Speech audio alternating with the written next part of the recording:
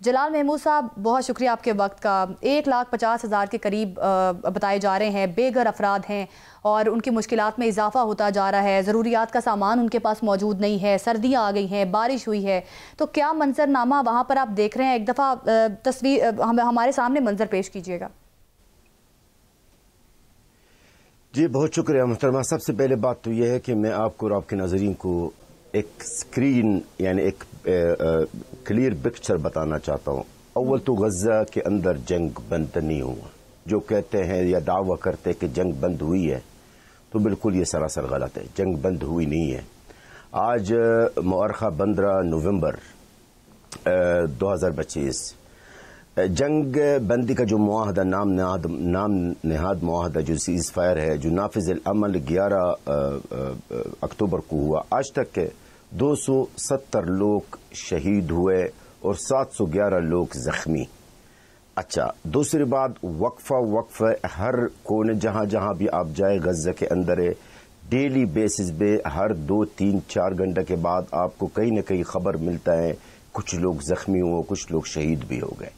اچھا، جس طرح آپ نے انٹرو میں فرمایا ہے کہ وہاں پر لوگوں کا جو بے گھر ہے، وہاں پہ ابھی تک میرے بہن ابھی تک بھوک اور پیاس وہی ہے، ابھی تک وہی قحط کا عالم ہے۔ وہ اس وقت غزہ کے عوام کی چیخ اور پکار کہ ہمیں فوری طور پہ ہمیں خیمے دیا جائے، ہمیں خوراک دیا جائے، ہمیں پانی اور دوائی دیا جائے، ہمارے جو بچے بیمار اور بچے جو زخمی ہیں ان کے علاج کیا جائے۔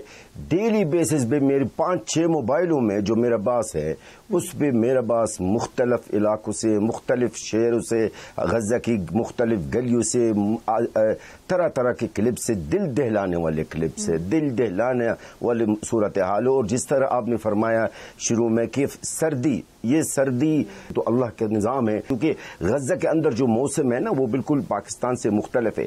غزہ میں ہوتا یہ ہے نا، موسم نومبر سے لے کر مارچ تک کے سردی اور بارش دونوں ساتھ ہوتے ہیں۔ آپ ذرا امیجن کر لیں، اس وقت آپ خیمے میں اور نیچے بھی پانی، اوپر سے بھی پانی، اور آپ کے بچے زخمی کی حالت میں، تو کیسا ہوتا ہے؟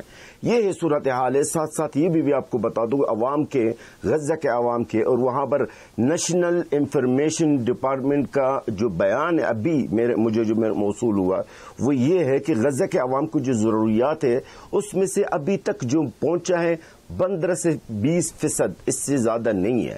تو صورتحال محترمہ بظاہر ہے کہ جنگ بند ہوئی ہے، جنگ بند نہیں ہوئی ہے، جنگ جاری ہے۔ اور ساتھ ساتھ یہ بھی بتا دو آپ کو، اب جو معاہدہ، اچھا بھائی ذرا یہ دیکھیں، آپ نے جو ساری صورتحال بیان کی یہ واقعی بڑی افسوسناک ہے، اور اس پہ جتنا بھی دکھ اظہار کیا جائے وہ کم ہے۔ لیکن یہ فرمائیے گا کہ آپ کیونکہ وہاں سے گراس روٹ لیول پہ سارے مسائل کو سمجھتے ہیں، آپ کے نزدیک اس کا فوری حل کیا ہے؟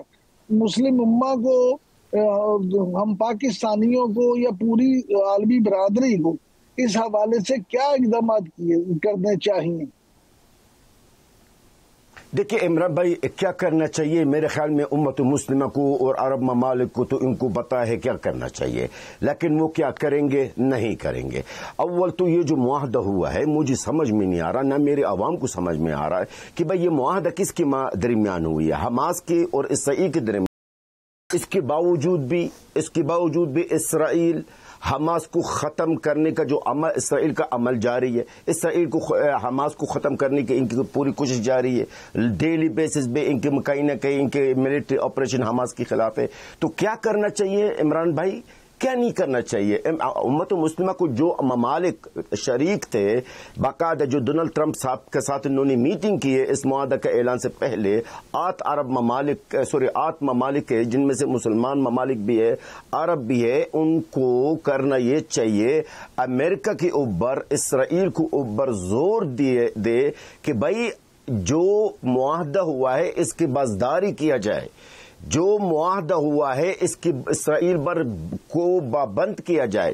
بالکل کوئی بھی نہیں ہے ہمارے عربوں میں اور امت مسلمہ عمران بھائی مذمتوں کے علاوہ ان کے پاس تو مجھے کچھ چیز نظر نہیں آئی ہے اس پورے 2 سال 2 مہینے میں۔ 2,39,000 سے زائد فلسطینی شہید اور زخمی ہو گئے، غزہ کے لوگ امید رکھتے رہے کہ کہیں سے کوئی مدد آ جائے. اب جیسے تیسے کر کے ایک امن معاہدہ ہوا, اس کی بھی خلاف ورزی کی جا رہی ہے. جو ممالک اس میں گارنٹرز بنے ہوئے, اسلامی ممالک بھی اس میں شریک تھے, اور اب ان سے کیا ہی امید کی جا سکتی ہے کہ اب جنگ بندی ہونے کے باوجود بھی حملے کیے جا رہے ہیں غزہ کے لوگوں پر.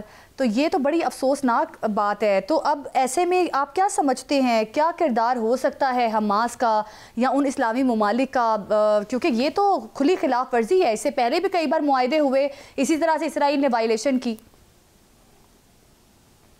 دیکھیے بہن, میرے خیال میں شاید آپ کو یاد ہوگا, آپ کی پروگرام میں عمران بھائی بھی ساتھ تھا اسی پروگرام میں تو اس بات کا ذکر کر چکا کہ اسرائیل اس معاہدہ کا بازداری کرے گا نہیں ہے. اسرائیل پر ہم ٹرسٹ نہیں کرتے, اسرائیل پر بھروسہ نہیں کرتے. یہ بات میں بار بار آپ کی اس معزز چینل میں اور تمام نیوز چینلز میں کر چکا ہوں, اور بدقسمتی سے یہ بات درست ثابت ہوئی ہے. میری بہن, اس وقت ہمارے خاص طور پر جو گارنٹی لیڈر بنے ہیں, جو انہوں نے ثالثی کردار ادا کیے ہیں اس معاہدے میں, اور جو ان آٹھ ممالک کے جو سربراہان ٹرمپ سے ملاقات انہوں نے کی ہے, باقاعدہ ان کو زور دینا چاہیے, ہر فارم پہ زور دینا چاہیے کہ جی یہ کہیں کا معاہدہ ہے. اب نہ جنگ بند ہوئی ہے, نہ وہاں پر بھوک اور پیاس ختم ہوا, اور ساتھ ساتھ اس وقت جو سب سے بڑی خطرناک بات یہ بھی ہے کہ غزہ کے عوام کو ایک خاموشی سے خفیہ انداز کی طریقے سے غزہ کے عوام کو بے دخل کرنے کی پوری کوشش جاری ہے اس وقت. باقاعدہ یعنی ہر لحاظ سے ہر طرح ہر کوشش حد الامکان کر رہا نیتنیاہو جو ہے کہ اس غزہ کے عوام وہاں سے نکل جائے. کل 170 لوگوں کو باقاعدہ دھوکہ دے کر ان کو جنوبی افریقہ میں بھیج دیا, اور طرح طرح کی انہوں نے پلاننگز کی ہے. میرے بہن, اس وقت ہماری امت مسلمہ اور جو بھی عرب ممالک ہے, ان کو باقاعدہ ایک مؤثر اقدام کرنا چاہیے, مذمت سے اور مطالبہ سے آگے جانا چاہیے. ابھی اسرائیل کو روکنا ہوگا, اسرائیل کو پابند کرنا ہوگا. کب تک چلے گا جلال بھائی وہ مؤثر اقدام کیا ہو سکتا ہے, یہ فرمائے نا. اگر بہت اچھا سوال کیا عمران بھائی, جیسا دشمن ویسے اقدام. اب یہ دشمن نہ ہی وہ بات چیت سے باز آتا ہے, نہ وہ مذاکرات سے آپ کا سامنے, نہ وہ مذاکرات سے باز آ رہا ہے, نہ کسی چیز سے. جب تک ہماری امت مسلمہ اس اسرائیل کے اوپر, اس ناجائز دہشت گرد ریاست کے اوپر کوئی سینکشنز نہ لگاتے ہیں, کوئی پابندیاں نہ لگاتے ہیں, تو میرے خیال میں کوئی عملی اقدام نہ ہوتا تو کچھ ہونے والا نہیں ہے. نہ اجلاسوں سے, نہ میٹنگ سے, نہ مذمتوں سے کچھ ہونے والا نہیں ہے. آپ کا سامنے عمران بھائی, آپ بھی جنگ کے پہلے دن سے آپ کوریج کر رہے ہیں ماشاءاللہ, اور میری بہن بھی ساتھ ہے, تو آپ کا سامنے سب کچھ عربوں نے اور مسلمانوں نے جتنی مذمتیں کرنی تھی کر لیا, جتنی بیانات دینی تھی دے دیا. اب عملی اقدام ہے سر, عملی اقدام اسرائیل پر پریشر ڈال دیا جائے. اب ہر ملک کو بتایا ہے کہ میرا پاس کون سا کارڈ ہے جو میں کھیل سکتا ہوں. ہر ملک کو پتا ہے, ہمارے مسلمان ممالک کو یا عرب ہے, سب کو پتا ہے کہ میں کیا کر سکتا ہوں. میرا پاس کون سا کارڈ ہے جو میں یوز کر کے اسرائیل پر یا امریکہ پر دباؤ ڈال سکتا ہوں کہ یہ جو معاہدہ ہوا اس پہ اسرائیل کو پابند کیا جائے. اب ان کو سمجھانے کی یا بتانے کی ضرورت نہیں ہے. اور اسرائیل کی جانب سے غزہ پر حملے بھی آ رہے ہیں. یہ بھی کہا جا رہا ہے کہ کچھ ایسے اسٹوڈنٹس تھے جنہوں نے امتحان دیا اور امتحان میں بہت اچھے مارکس لیے, اور اس کے بعد انہی کو شہید بھی کر دیا گیا. تو اس قسم کا ظلم اور بربریت ابھی بھی جاری ہے. جو امن منصوبہ پیش کیا گیا تھا اور جو معاہدہ کیا گیا تھا, اس کی اسرائیل خلاف ورزی کر رہا ہے, اور یہ پوری دنیا دیکھ رہی ہے. اور ایسے میں ضروری اقدامات کرنے بہت ضروری ہیں. بہت شکریہ آپ کا جلال محمود صاحب, آپ ہمارے ساتھ موجود تھے اور منظر کشی کر رہے تھے کہ کیا حالات ہیں اس وقت غزہ کے. ناظرین